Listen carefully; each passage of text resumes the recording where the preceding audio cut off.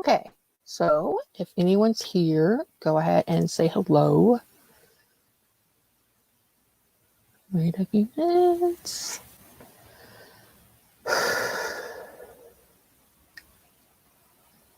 Wait a few minutes.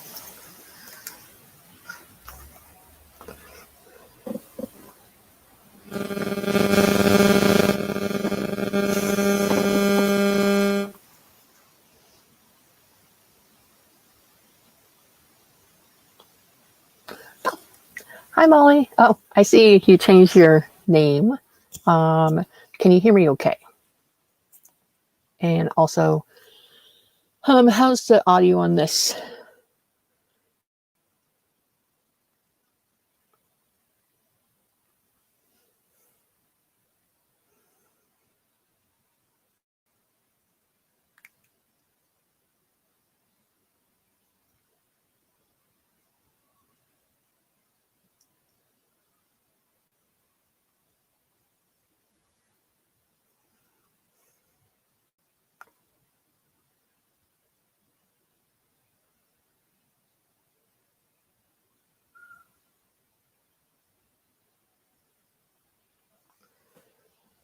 Okay. So I'm just waiting a few minutes and see if anyone else is going to show up before I start talking.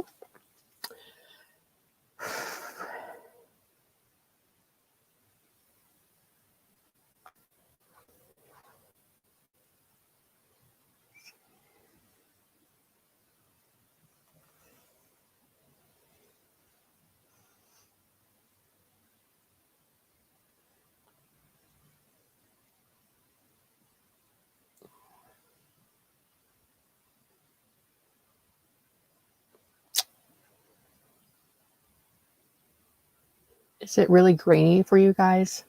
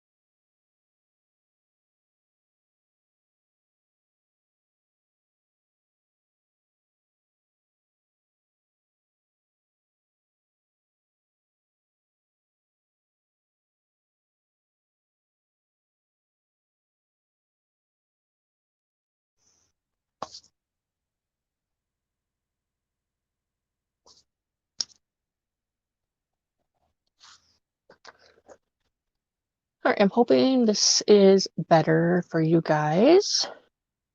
Better audio or visual anyway.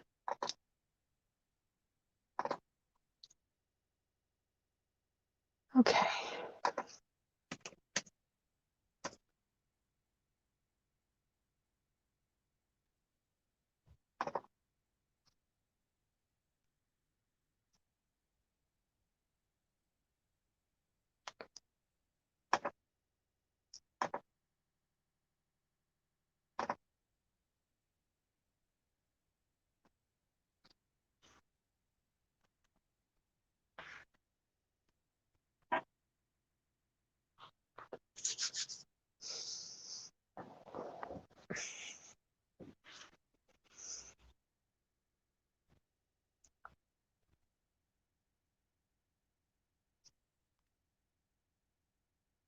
Okay. So the point of me going live today was to, um, well, honestly, I was just really excited about reaching 50 subscribers day before yesterday. I didn't think I would reach 50 subscribers for a long time. So that's what I was super excited about. And then I also thought maybe I would just ask some questions on Instagram and see what kind of questions people would want to know about. So for those here watching, is there anything you want to ask me writing related or even just me related that you might want to hear? So the reason, if you notice I keep on looking to the side, is because um, I'm going live on my phone camera because it has better um, visual quality. And then over on my laptop, I have YouTube running, so then I can see when comments come because uh, it takes a little bit of time for it to pop up on StreamYard. Okay.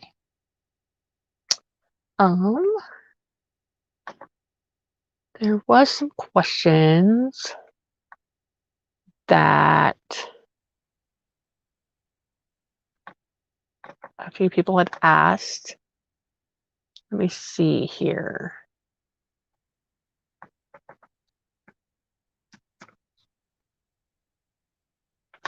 But how about I just start by talking about myself and we'll see what questions pop up. Let's see here. So for those of you who don't know, my name is Stephanie. As you can see from my name, Stephanie Whitson writes. The reason that I decided to go with Stephanie Whitson as my author name is because when I publish a book, I'd want to have my name on the shelf. Also, I decided to add in Writes on the end because my sister-in-law and I had the same first and last name. Not that she's a writer, but people get confused a lot now. Anyhow, like we've gone to the same doctor's office, and we've gotten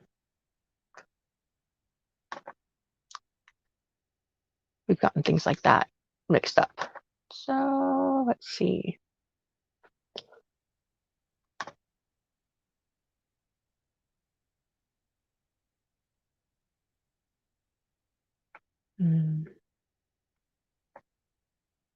Trying.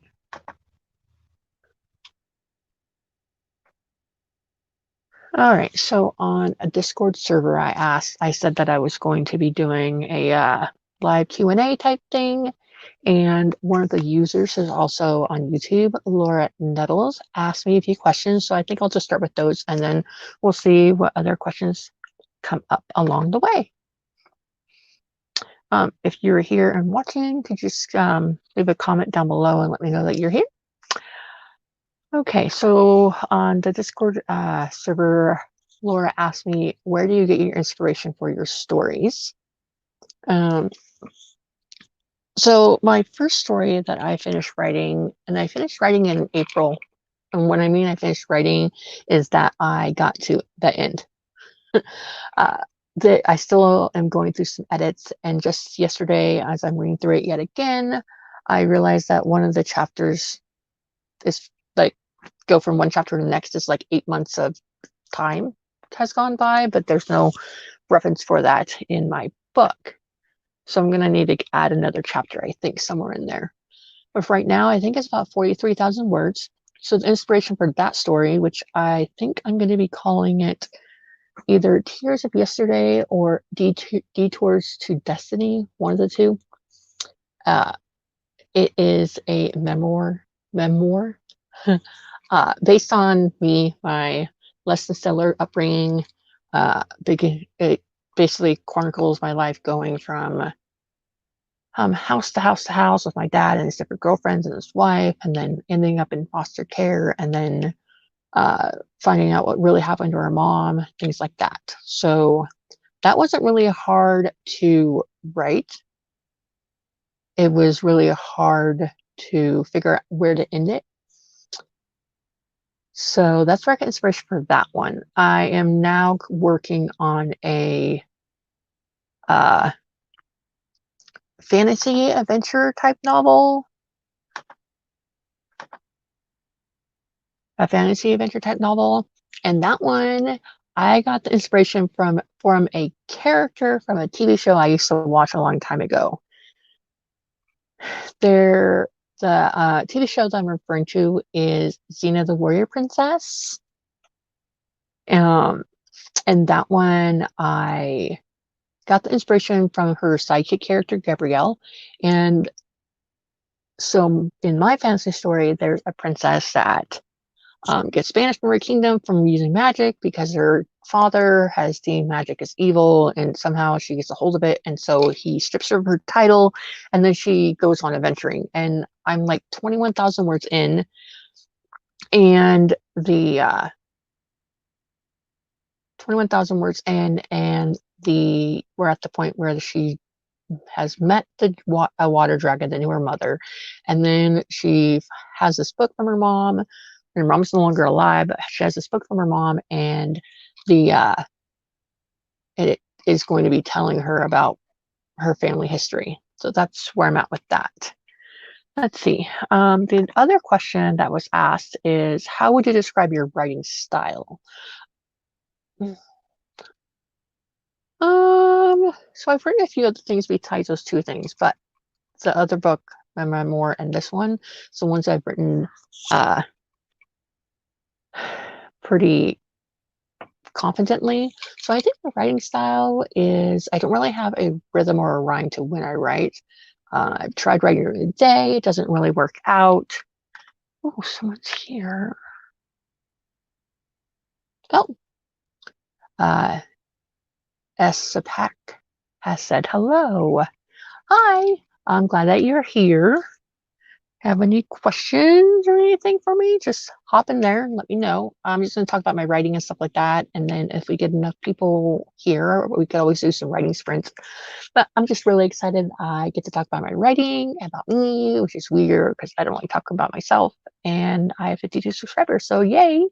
Um, so where was I?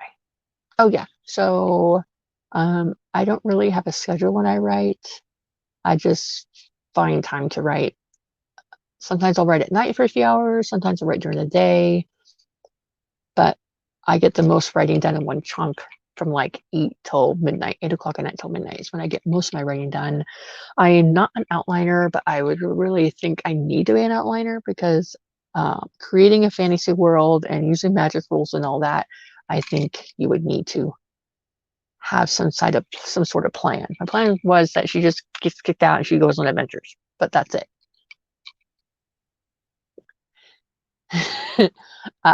Mr. As cliche as it is, when did you start writing? Don't know if you answered that. Nope, I have not answered that yet. Um, so I've always liked writing. Even as like a 9, 10-year-old, I enjoyed writing. I was always, I think when I was like 9 years old, I was reading like an eighth grade level, so I wrote really well. My mom told me that I wrote really well. I remember in 10th grade, Mrs. Anderson, my high school, was it 10th or 11th? Was it 10th or 11th grade? My high school English teacher said that I had really good way with my words and that I should be a writer and I have a lot of things to share with the world. So I wrote like a short story in that class, and she said the story was really good, except for I had a problem with telling the story instead of showing the story. That's the bane of my existence. Show, don't tell. Show, don't tell. um, and then I think when I was like 17, 18 years old, I decided that I was going to write that short story, but into a book. And I started it once before for a class when I was going to college, but then I set it aside, and then my current husband encouraged me to write it, so I wrote it. Um, but I think it's been like the last 2 to 3 years when I've been really seriously thinking about being a published writer. Does that answer your question? Um, Another question that was asked on one of the Discord servers was, "What is one of your favorite lines you have written?" You have written. I don't know if I have a favorite line, but let's see here.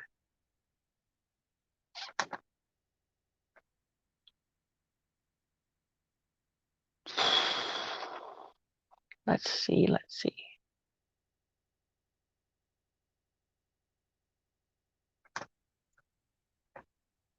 I don't know if I have a favorite line, but I guess I can read a line or two out of my current project. So my opening line out of my fantasy book says, "Sitting on the window seat, the young queen stared up at the full moon in the dark sky, refusing to accept her fate."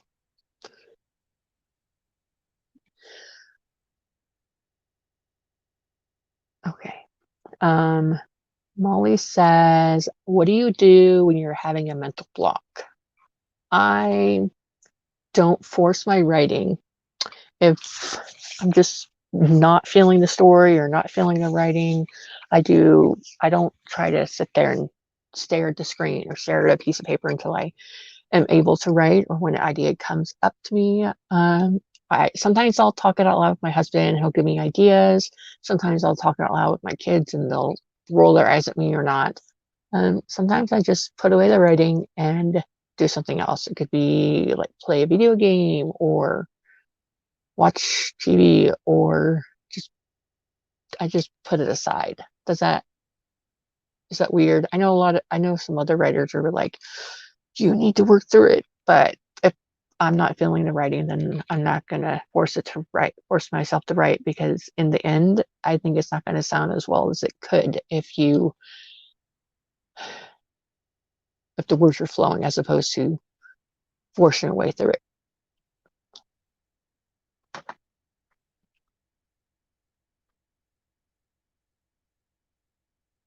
Pack asks, "I know you write fantasy, but if you couldn't write another fantasy again, would you rather write mystery or romance?" Actually, I would definitely write mystery, because that's one of my favorite types of books to read is mystery. Uh, I'm not sure I'd be very good at romance because um, I just don't think I'd be great at romance, but uh, I definitely think I'd enjoy writing mysteries, even like a series of mysteries or just a bunch of short story mysteries. I actually had this idea to write a series of mystery novels, and where each book is based on a murder relating to a phobia. Like, um, someone has arachnophobia, so they get murdered with like a bunch of poisonous spiders, or someone has the fear, the number 13, and somehow that ties into the murder. So I have that for an idea, but I'm gonna work on this fantasy, and then I'm going to see about a mystery and see which one I'm better at.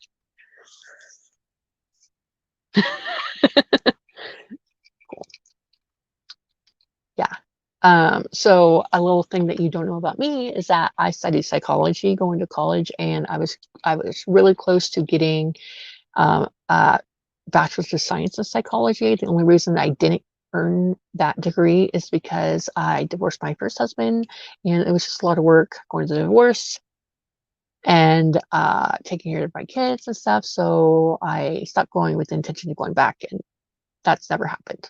But that's okay. I still like psychology. I think I still use it in my day-to-day life, day-to-day writing, dealing with kids, definitely. Um, but yeah, I thought about like doing a series of murders based on phobias, because I think I'd have fun with that. Plus, I think uh, the police would have a payday looking at my Google searches. What poison should you use that's non-traceable? Um, how about you, Molly? Does that sound interesting to you? Uh, a series of mysteries based on phobias. Let's see. Another question on the Discord server was, what is your process for naming your project slash characters? So my first book, the memoir book, I'd always imagined like storm clouds and rain and like sunshine in the background, and I always envisioned it to be Tears of Yesterday because it happened in the past and it was a sad time. So that's how I came up with that title. As far as my fantasy novel, I just have it as Fantasy Project is the name of my project. I don't have a title for it yet. And when you search for something questionable, I add for a book at the end. Probably better to do it that way. Um, so my fantasy novel, I don't have a title for it yet, and I've named like the king and the three guardsmen and the queen that's dead, and then I just named the water dragon, and I named the midwife that delivered the baby when she was little. But as far as the main character, the princess that got stripped of her title, I don't have a name for her yet. She is still, when I'm 20,000 words in, it's still MC for main character, so I have no idea. Molly says, we thought about writing a children's book. I know a really cool 12-year-old with awesome art skills. Yes. I think I know that same 12-year-old. She's talking about my daughter. She's a really good artist. Um, Actually, no, I hadn't thought about writing a children's book. I don't even know what my children's book would be about. I could probably just ask my kids, what kind of story should I write? They tell me.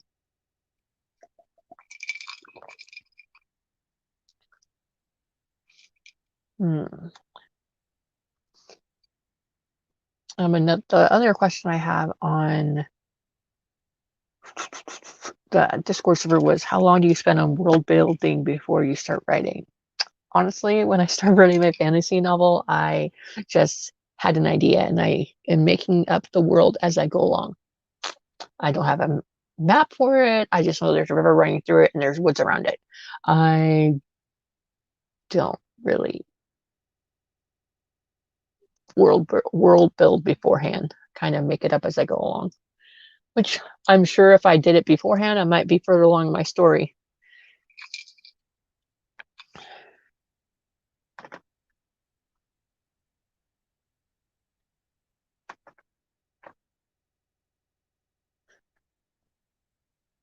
Okay.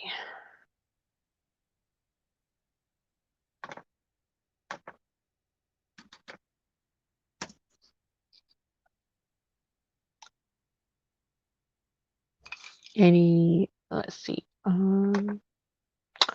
So when I started the YouTube channel, um, I'd only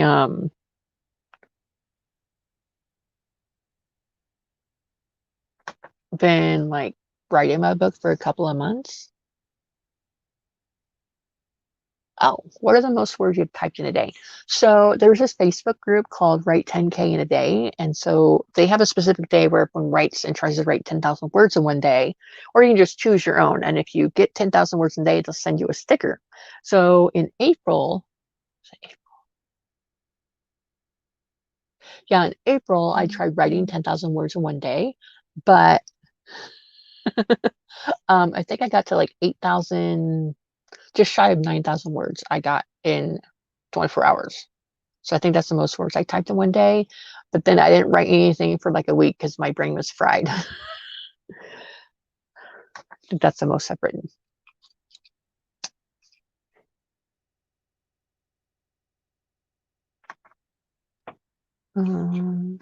So yeah, when I started my YouTube channel, I just wanted to like chronicle my journey to get published. I didn't really think about like gaining followers or anything, but I've decided that I really want 100 followers so that way I can go live directly from my phone. I have to use my computer because my phone has better visual quality than my computer. Um, but it was really exciting when I saw my numbers creeping up.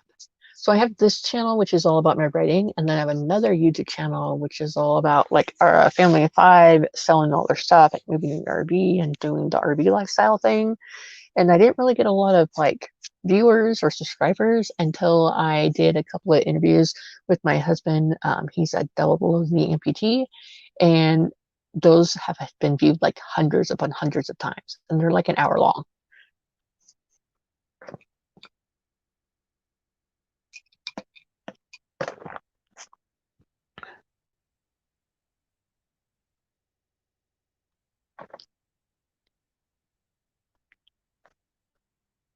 Yeah, I don't typically live stream at this time of night. If I live stream, it's usually during the day because this is the time that my kids are going to bed and stuff. But I really want to do this today, and this was the best time to do it.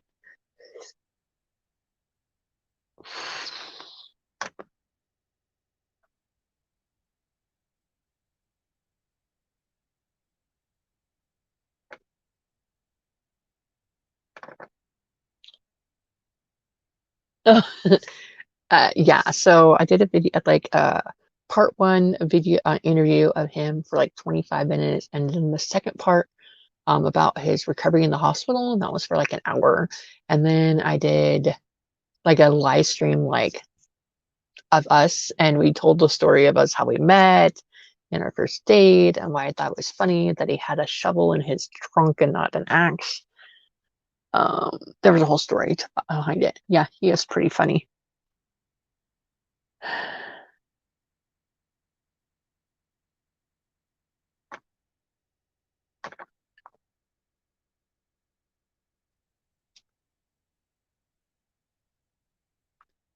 Um, do you guys have any questions about things?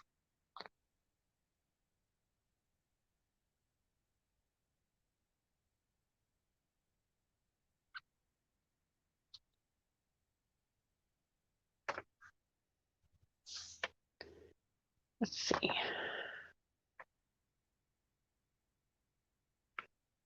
Uh,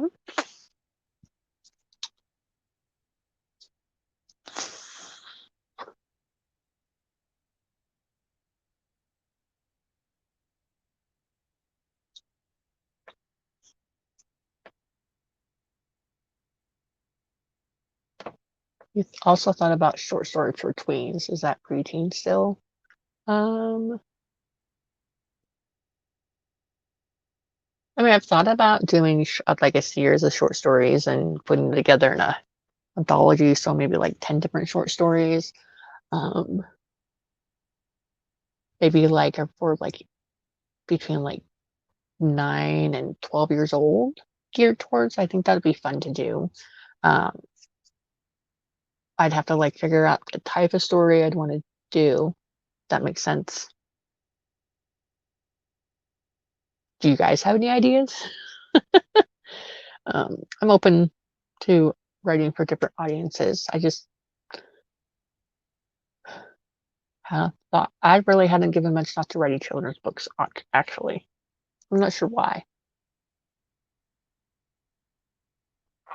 I mean, if I wrote like stories for like 9 to 12-year-olds, they'd probably have like regular kids in there, or maybe animals or dragons, or maybe everyone has a one eyeball coming out of their head. I don't know.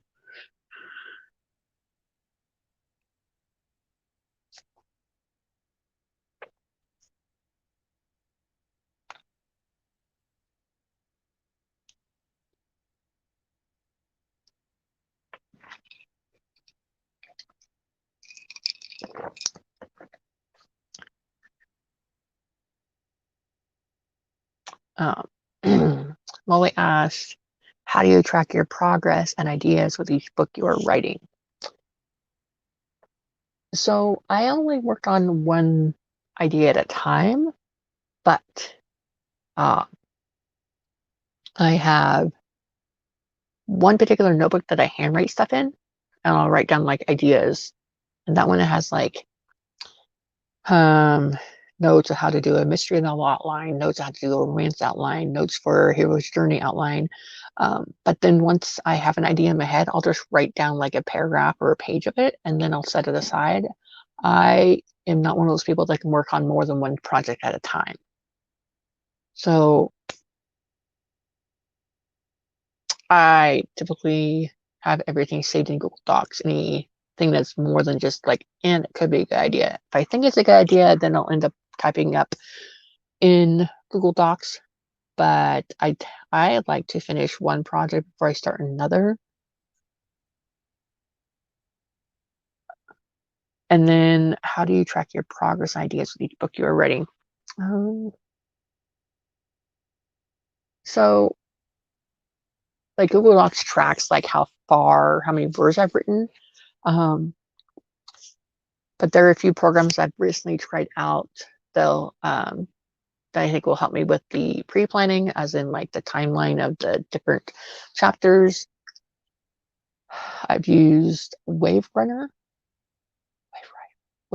Yeah. It's a free online program that has like timeline cards, and then it has like different outlines you could use to flesh out your story. Um, and then I like tracking how many words I read each day. So I have these uh, um, planner stickers that say week word tracker or weekly word tracker, and it has Monday through Sunday, and you just write down in each one how many words you are writing. Um, because I have a goal of I want to reach this many words by the end of the month, or this many words by the end of the next month. So I really wanted to get to 30,000 words by the end of July in my fantasy novel, but I only got to 21,000. Well, 18, because I keep on losing the last 2,000 words.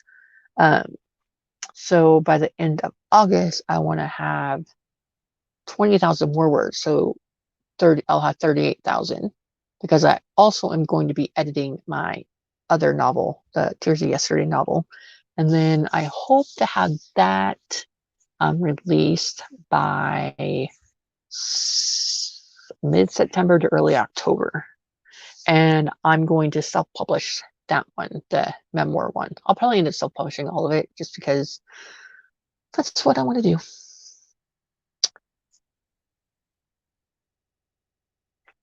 So, I mean, there's a few things I probably won't do um, I'd probably be okay writing romance and short stories and poetry and adult novels and young adult. I don't think I'd do like erotica type stories, just because I wouldn't want like my kids to get a hold of it and be like, oh look what mom wrote.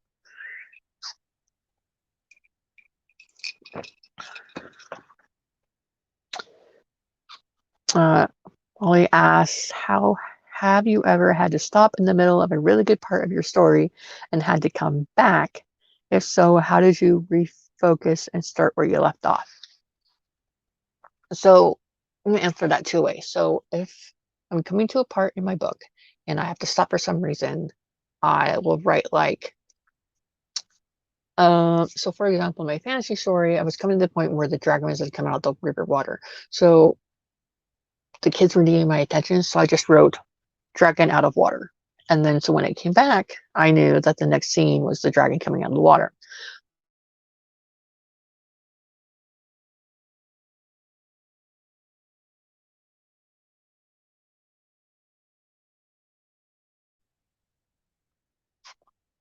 A good 10 to 15 minutes, um, like reading the last couple of pages, at least the last page, to refresh up my memory of what I was writing.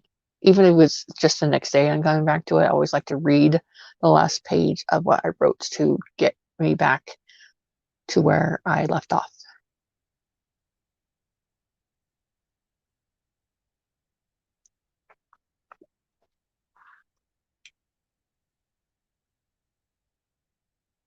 And I really like your questions you're asking. These are good questions.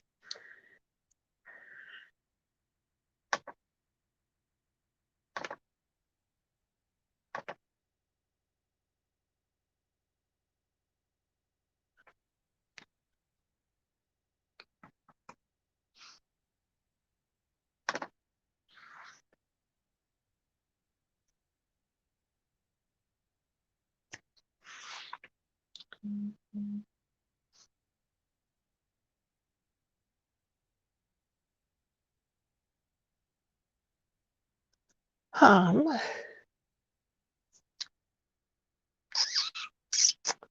thought about like digging out this journal that I had, and like doing like a trivia of all the Snapple facts I wrote down because when I was like in my 20s, I decided to start collecting all the Snapple facts. But I'm glad that someone's here and asking questions. It's good. Molly says, "Do you wait before you write your book to title it or after?" Um, After, definitely after. Uh, I wrote like the short story, what is now my memoir, and I decided to call it Jersey yesterday after I wrote it. I'm 20,000 words into my fantasy story, and I have no idea what I'm going to write it. I have like ideas floating around, but I think me personally, I like writing a story and then coming with the title. I know that R.L. Stine, he gets ideas for his Goosebump books by the title, and then he does like a outline, a really extensive outline based on the title, and then that's how he writes those books.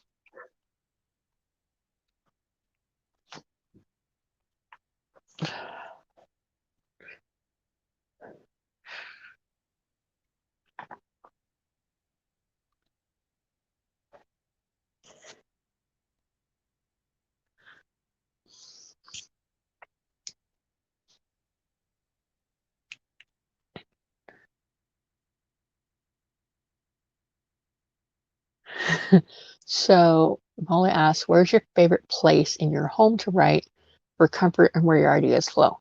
So my favorite place to write comfortably is at the kitchen table, but that is not where my ideas flow because when I'm out at the kitchen table, which is the only table I have in the house, people, what are you doing, Mom? Or can I have a hug? Or how many words? Or they just bug me because I'm out there in the middle of it. But the place that my ideas flow more freely is on my bed, which isn't the best place to write, but it does help that we have a memory foam type mattress with reading pillows so I can lean back behind here and sit here and type for a few hours. If things were open up and places were normal, I'd want to be able to go to like a coffee shop, a local coffee shop for one day a week to sit there, drink a few coffees, and type. But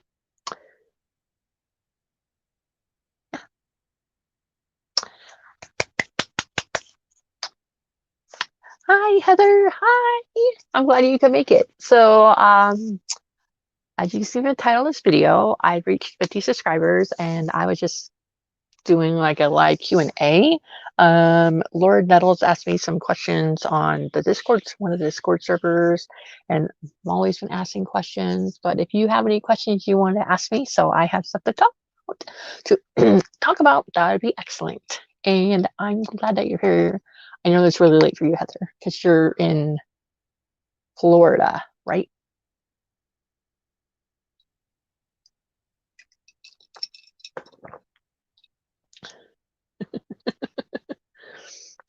So if you don't want to, if you're not able to stay and watch it, Heather, you can always watch the replay another time.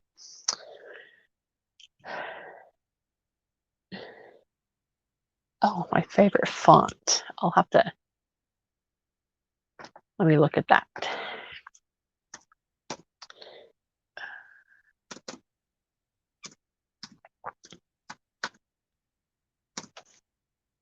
Not sure what my favorite font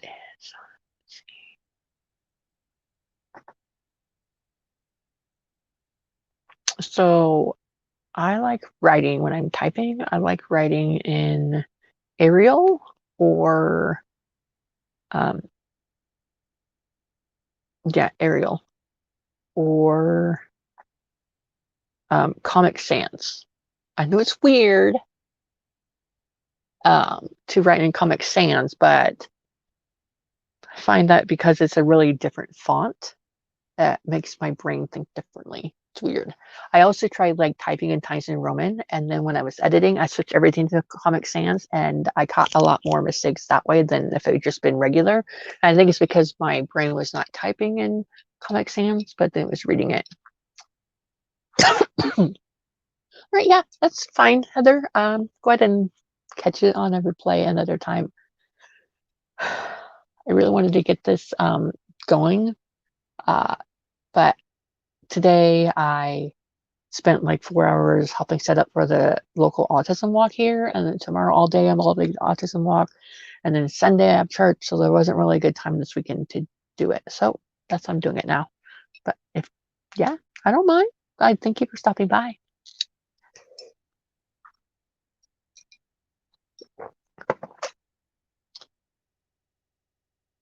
Yeah, I watched another AuthorTube video about it where they suggested like editing using a different font like Comic Sans because it's really different than a normal font that most people use to type, and they're able to catch things. Kind of like, I don't know, because it's a different way to write. I haven't done it for other people's works I've edited. I've done it for works that I've edited myself. So, and I think it's helpful if you're editing your own story to change the font, because then you're not reading the same font you've been writing in for the last month or two.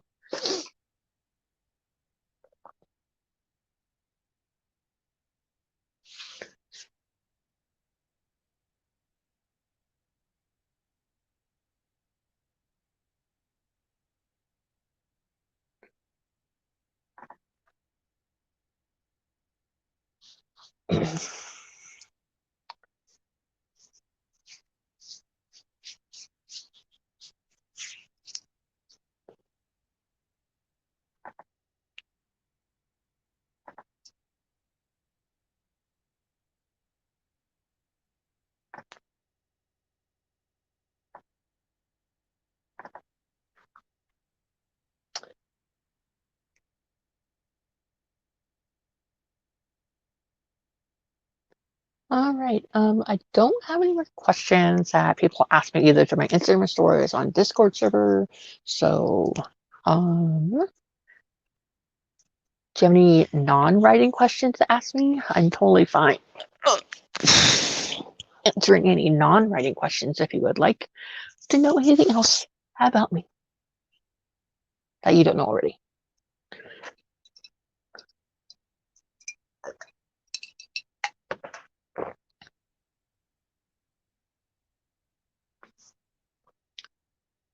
So Heather says that they've not done an autism walk, but her husband has a participated run, and it was on his birthday 2 years ago. Yeah, this was my first time at the autism walk here where I live, and I'm also volunteering in it. So it's been really nice and neat to like see how all that is put together in the back, like in the background, and then seeing the final product. So, and it's at one of the local churches, which is huge, and the walk is just going to be like a half-mile walk. So it's really doable for people to have little kids, and because of the whole social distancing thing, we're doing a walk like at 11:30 and then another walk at 1:30. So hopefully I'll cut down on the crowds as well. That's cool. Yeah, I haven't done the autism run. I've done a run for the Susan B. Komen breast cancer awareness run. I've done that one, the 5K race on that one. Done that one twice, but it's supposed to be fun. I'm going to take a lot of pictures and videos of the walk tomorrow to see how it all turns out.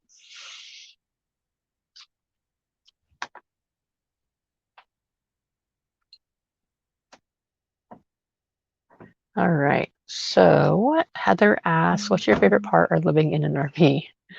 The the thing I love, two things I like the most. One is when we were able to travel around freely, we were able to see like the Grand Canyon, the Petrified Forest, and a bunch of national parks, and not have to pay for a hotel room. And then also that also helped my autistic daughter with not having meltdowns, being in a new place because her home was with her. But the other thing I really like the most about living in an RV is the lack of stuff, because you have to be really diligent. You have to be really diligent about how much stuff you bring in. Like you really need 15 board games. You really need 32 t-shirts, so there's less stuff that you have to clean. But also on the other hand, it does get dirty faster, but I'm okay with that. there's less stuff. About once every 4 to 6 months, I'll go through a purge, and I'll get rid of clothes that don't fit anybody, or clothes that have stains, or toys that are broken. So that's my favorite part about living in an RV. And plus, most people that you meet when you're traveling in an RV that are also RVers are pretty nice and helpful. And like right now, the RV park that we're in, our neighbor, one of our neighbors, she works from home all the time, and her husband is a forester, and he just gives people tours of the forest around here. And she's really nice, and we help each other out. And like she has a cat, and our kids play with the cat. So I think the community and then the lack of space, which prevents stuff piling up. And Molly asks, what do the kids think about mom being a writer? So, my oldest daughter, she tells people all the time that I'm a writer. Um, and then the younger two, Ilion and Jackson, always ask me, how many words did you write today? How many words did you write today? And with it took Illy like a week to figure out, maybe 2 weeks to figure out that I'm not going to write a whole entire book and be done with it, because she'd be like, oh, you're still writing it? You're still writing it? You're still writing it? um, but they like my fantasy story, because my oldest daughter likes magic. My middle daughter likes animals. There's a dragon in it, and Jackson wants robots because he's 7 and he's a boy. He wants robots and everything.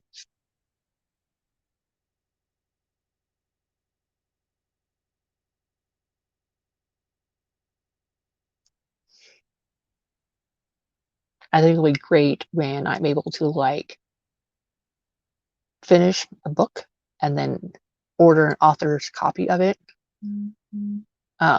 Author's copy of it, and then have it, and it'll have my name on it. I think it'll make it more real for them and more real for me if I have an actual physical copy. Oh yeah. Um, most people in RVs are friendly. Like one time we were traveling and our battery ran out, and this other camper had a truck similar to ours, and he talked to us about the different fuses in it, and he let us borrow their generator overnight. So we were pretty friendly. And it also helps with the RV park that we're living in now. They only do long-term guests. There's no like overnight in and out. Everyone's here for a month or longer.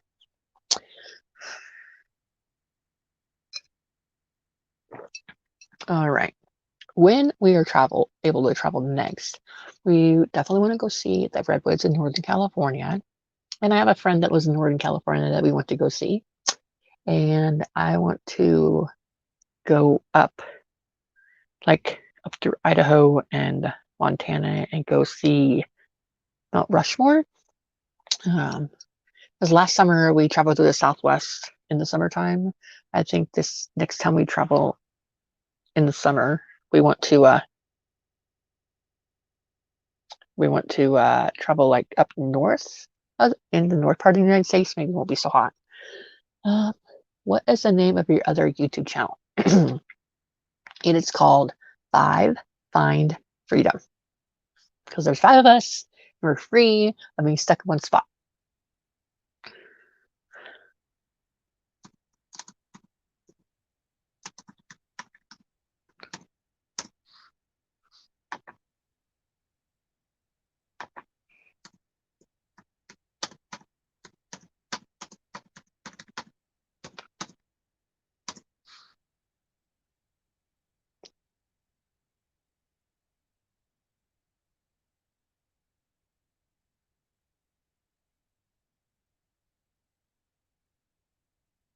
Yeah, the most expensive part, the 2 things that cost the most when we traveled in our RV, was the cost of our diesel, because we have a diesel truck. The RV that we had when we were traveling, because we traded in for a different one now. That one was like 36 feet long and just like around 10,000 pounds. The one we have now is 32 feet long and just over like, I think it's like 6,000 pounds. So it's definitely going to be lighter.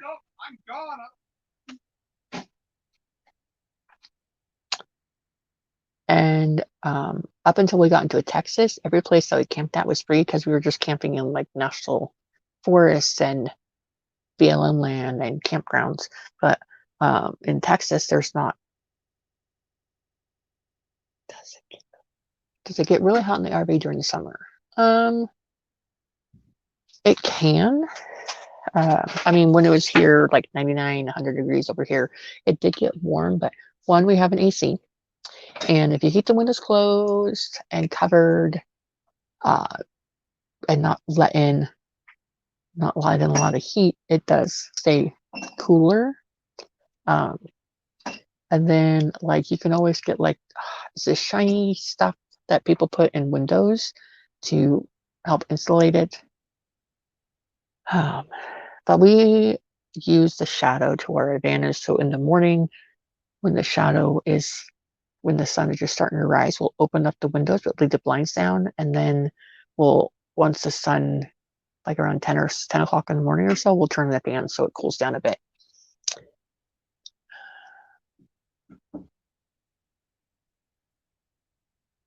I mean, it really just depends on how insulated your RV is. Um, I have seen a pop-up camper. I think it was really neat. We just got like a big travel trailer just because we had 3 kids and we just needed them to have their own sleeping spots.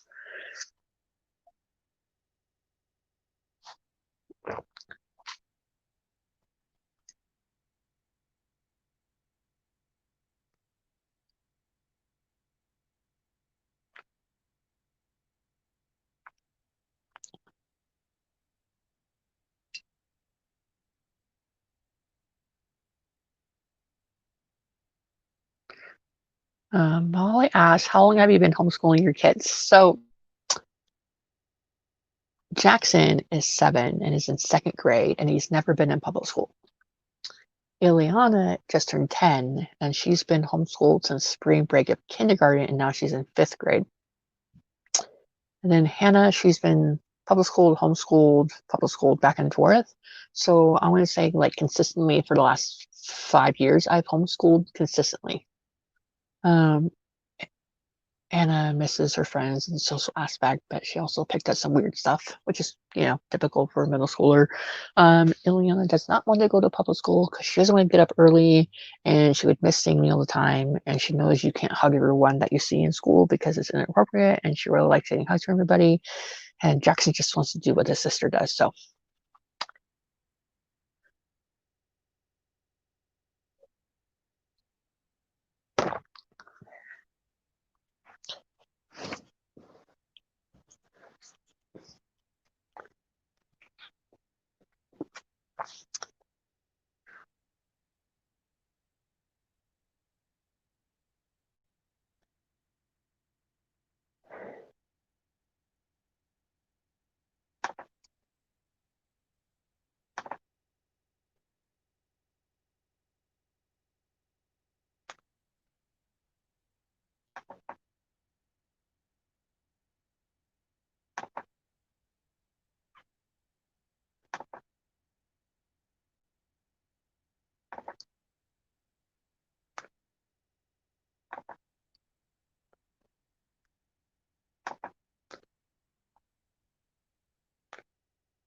oh, how long have me and Jesse been married? So May 24th, we were married 3 years. Um, and in August, at the end of this month, it'll be 5 years since we first met.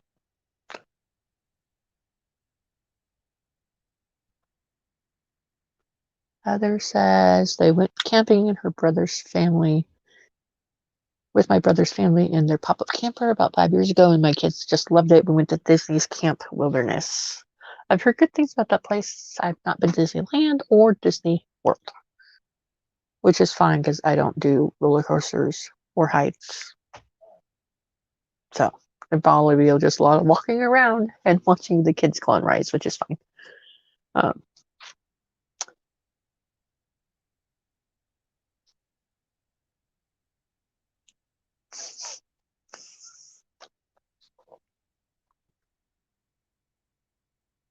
it was awesome because my family went when we were kids there. Oh, so you got this? Did it change a lot from when you were kids to when you went later?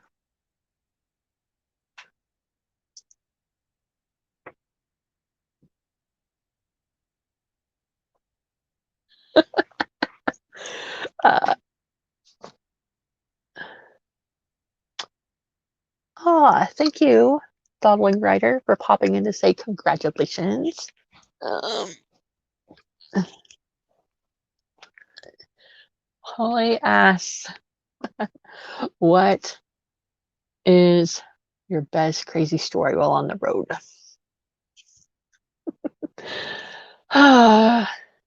Let's see. How about, let's see.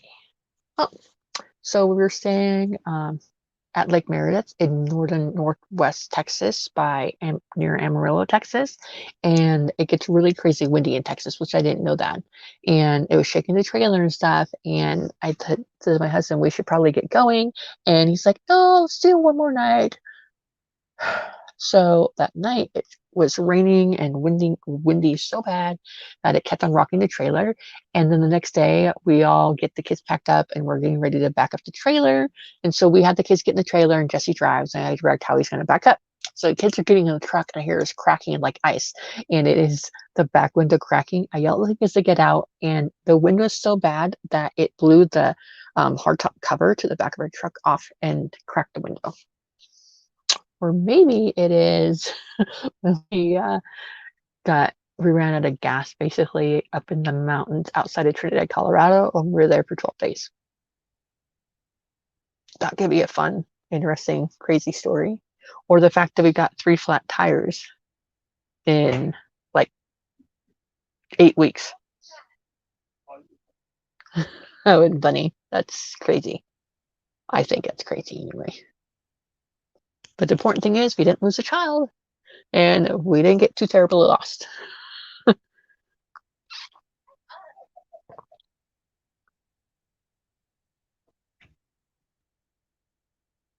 Heather says that I could tell the kid that he went down the same water slide that I went on when I was a kid. However, they moved from a river or a lake to a pool. So it did change a little bit. Okay.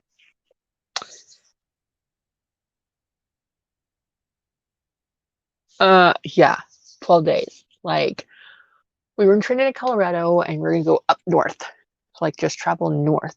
My husband didn't want to go up I-25, I think it is, that goes straight from Trinidad all the way up to Wyoming. And so I was like, well, the only other road is this Highway 12, Highway of Legends that goes to the mountains. Uh, and that's where we got stranded. And we just had to wait until we got paid again to be able to come back down to get gas. And that was up in the mountains when we found out we had our second flat tire, and that was on our RV. So I had to pull over on the side of the road on the mountain coming down to fix it. It was the whole thing. So Molly says, after your first road trip, what is one thing you will not leave behind?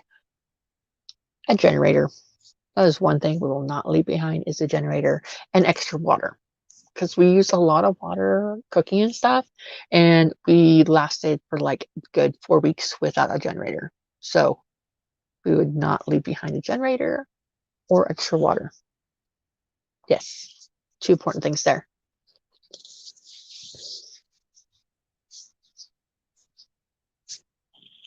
Hey, Jess, come here.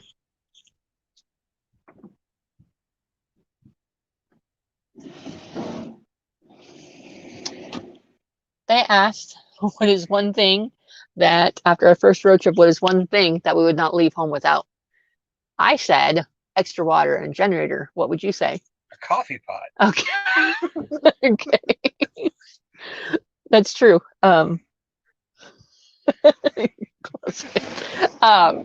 We didn't have a coffee pot at all until we came back. So we spent a lot of money on energy drinks. So I guess a coffee pot and extra water to make the coffee and a generator. Definitely.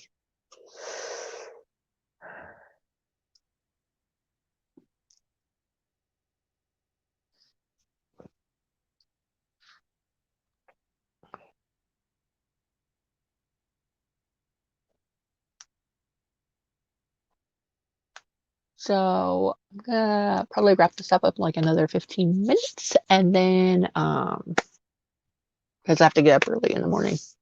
But does anyone have any extra? Yeah, it's funny, a coffee pot. Well, I got rid of our coffee pot Because Jesse, my husband, was like drinking 2 pots of coffee a day and a bunch of energy drinks, and he was having a coffee problem. So I'm like, I'm just gonna throw out the coffee pot. She has no choice. But then we started drinking lots of sugary energy drinks. But now we have coffee, lots and lots of coffee, and a coffee pot. So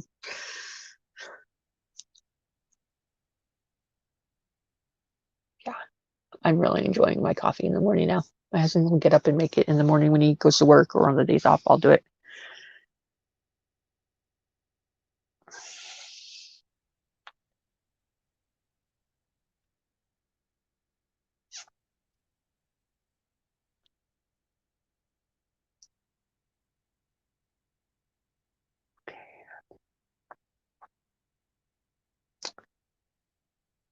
So one thing we don't, uh, when we were traveling, we were using regular plates. My favorite flavor. Flavor of what? Like flavor ice cream. Oh, coffee.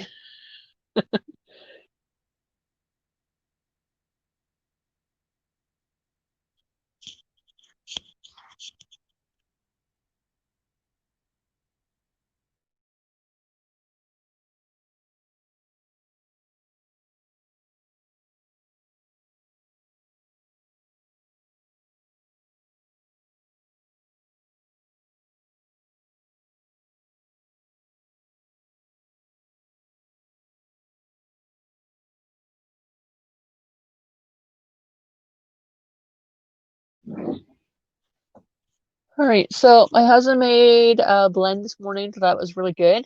It was dark roast, I guess. It was called Ethiopian. See, that's the favorite one he's made so far. Um, so we live in the RV, so everyone has 2 blankets, and then we have an extra 3 blankets we put underneath our bed in the storage area, and that's just in case like a blanket's dirty or someone has an accident or it gets really cold. Um,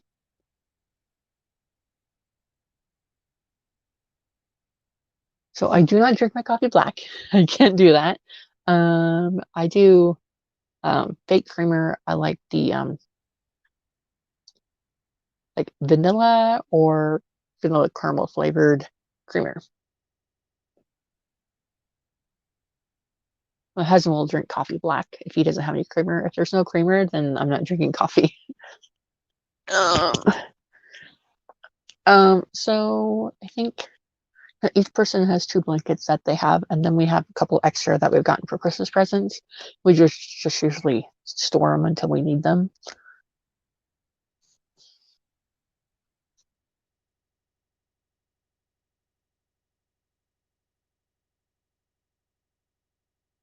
I mean, I done like regular milk and coffee, but my stomach doesn't really like milk products, dairy products. So I get the non-dairy fake creamer stuff.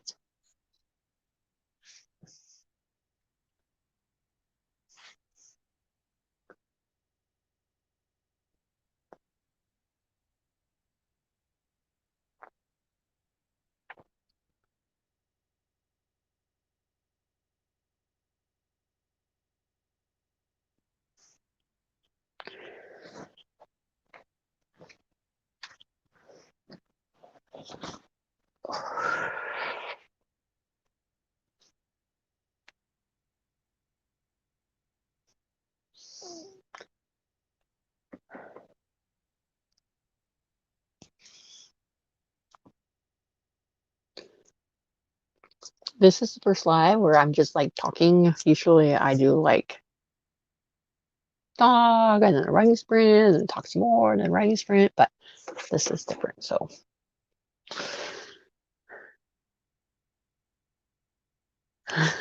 Dodling Rider says, how do you deal with mosquitoes? Those little tiny vampires are evil. I've just heard taking garlic capsules as someone suggested. It seems to work okay, but I also haven't gone out much. Um, so where I live, mosquitoes aren't really a problem during the day. It's usually more towards when the sun starts to go down at night. So I just try to have long pants on.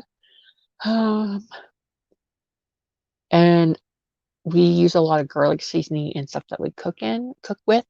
or stuff that we cook, we'll put garlic seasoning and garlic salt in. Um, Although when we went traveling in, I think we were in Nevada. Yeah, in Nevada, my husband went outside without a shirt on, and he got bit like 20 mosquitoes in the middle of the day. But like I said, here in Oregon, that mosquitoes during the day isn't a problem.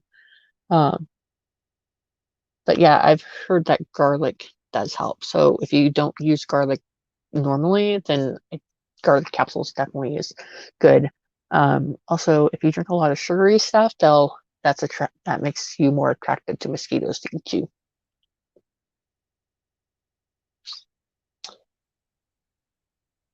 See, I've tried using almond milk in my coffee, but it has like looks like it separates a little bit or something.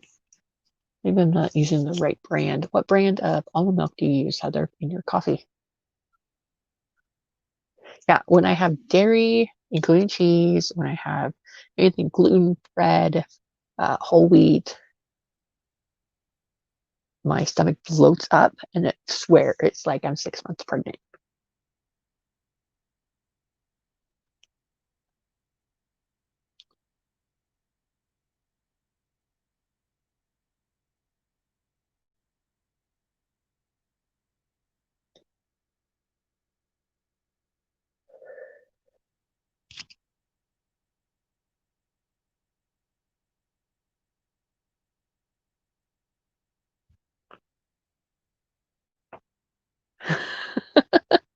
The Darling Writer says that if she puts almond milk in her coffee, it tastes like I scraped the covering of the almonds, burned them, and then tossed it in my coffee.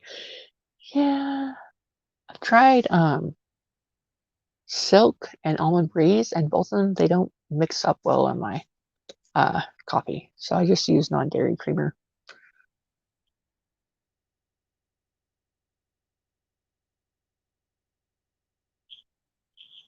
It came from when we were a kid, and we stayed in an RV park once in Florida. And it was awful. So many mosquitoes. Yeah. I live in Central Oregon, and where I live, it's only really a problem in the evening and for like a short amount of time in the summer.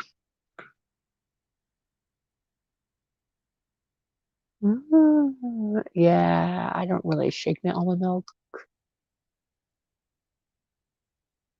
Well, I'll give that a try tomorrow.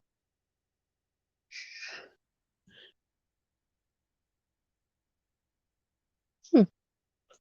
Can't can't hurt to give it a try next time I make coffee to shake up my almond milk. Maybe it'll mix better.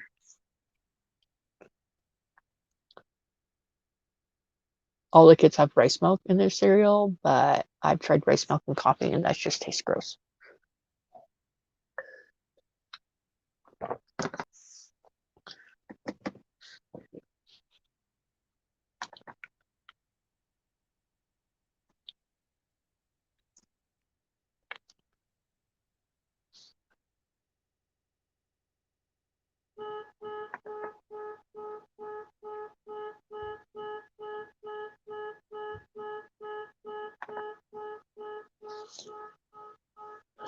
Yeah, well, I had no idea to shake it like that, so I will do that.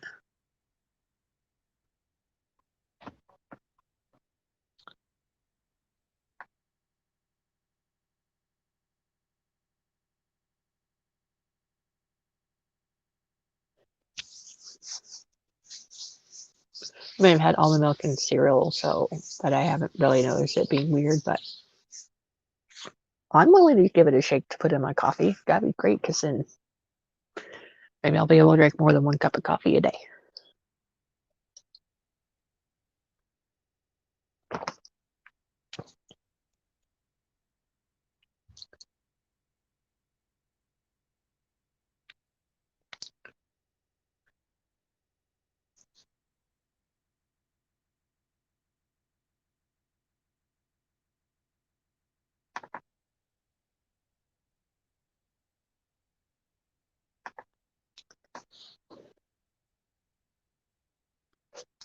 If you try going completely dairy and gluten free with the kids several years ago, it was much harder. Like much harder than it is now. Like because there's more options for gluten and dairy free stuff. or just because it was just harder for another reason? I'm curious what you mean by that.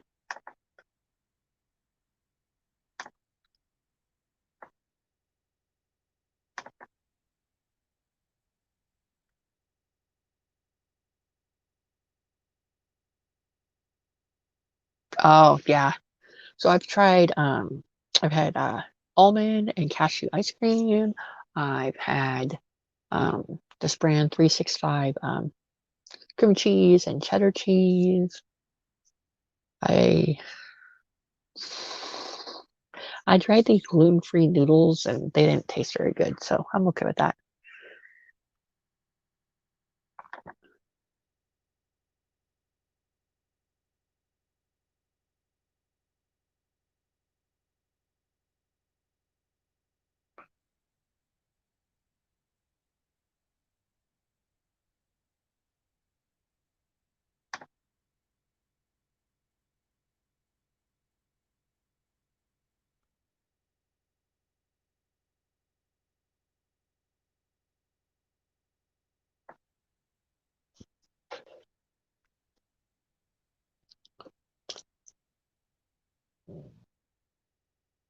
Yeah, I didn't know I had a problem with lactose till I cut like bread, rice, cereal, oatmeal, pasta, and milk all on my diet for 30 days.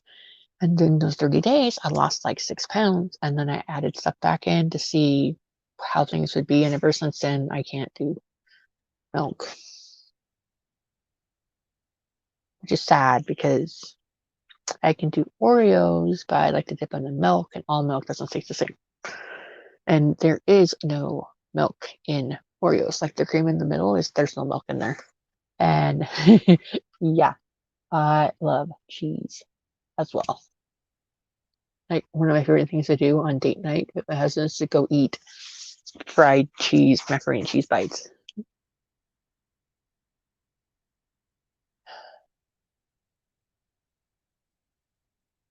Yeah, my son really likes the Daya brand cheese. I like this brand called 365. It's not oily, it's not greasy, and it melts pretty well. So, but I'm okay just not eating cheese, I guess.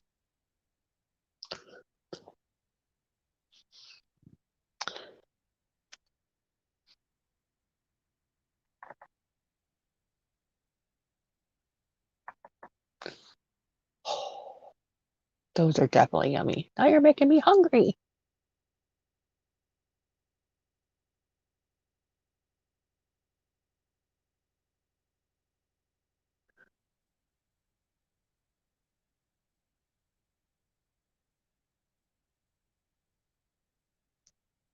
Yes. There's a lot of stuff that we do differently because of that too.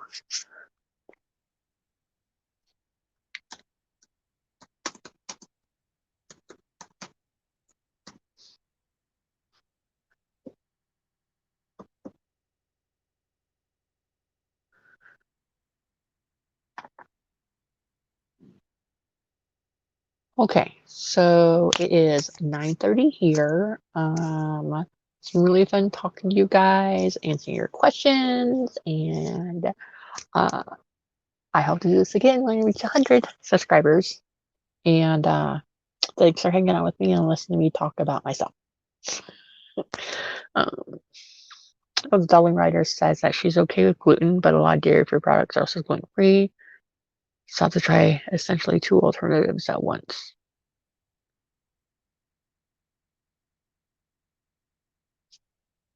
Okay. Right. Do you guys have any final questions for me before I wrap this up?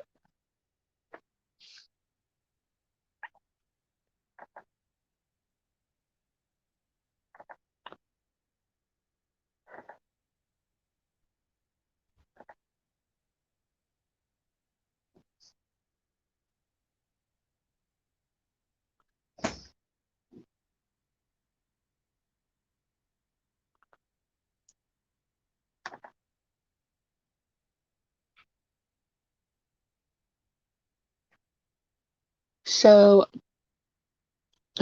so tomorrow I'm getting up super early. I'm gonna go help set up for the Central Oregon Autism Walk. That starts at 10. So I'm going to be there at 7:30 in the morning, starts at 10, and ends at 3. So I'm not sure if you call that fun, but it is for an organization that does help support children and adults with autism in Central Oregon. They do like mom support groups, mom night out, kids nights out. They do like swimming activities for the kids. They do like this Easter egg hunt thing. Um, so that's what I'm doing tomorrow, and I hope to have fun on my walk. As long as I get some food in me and some caffeine in the morning, I think that'll be good. What kind of fantasy is your favorite? Um, I don't know, like magic fantasy is my favorite. With some realism mixed in. Like I like human type characters with magic realism, I guess. Does that answer your question, Heather?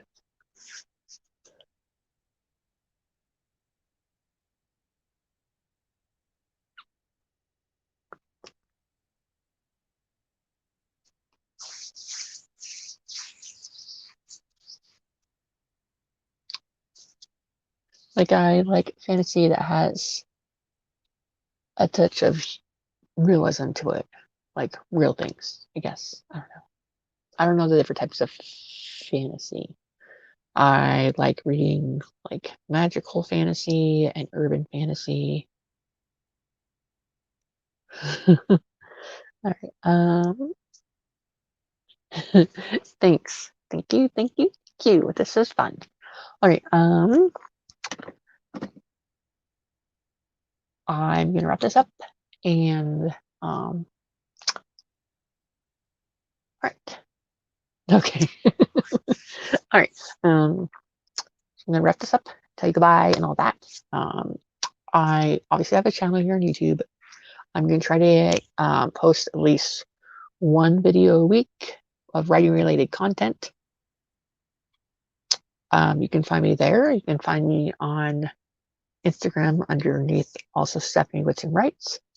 I also have a blog that I'm trying to write to create more articles. I think there's only one or two. And that's at stephaniewhitsonwrites.wordpress.com. Also on Twitter underneath Whitson Writes. I also have another YouTube channel called Find Freedom. Thank you, Molly, for mentioning that. And that's where I'm doing more family type style things. And I have all our videos about our traveling and what we will be doing for homeschooling. I think that's it. And again, thank you all for showing up. And I will just say goodbye.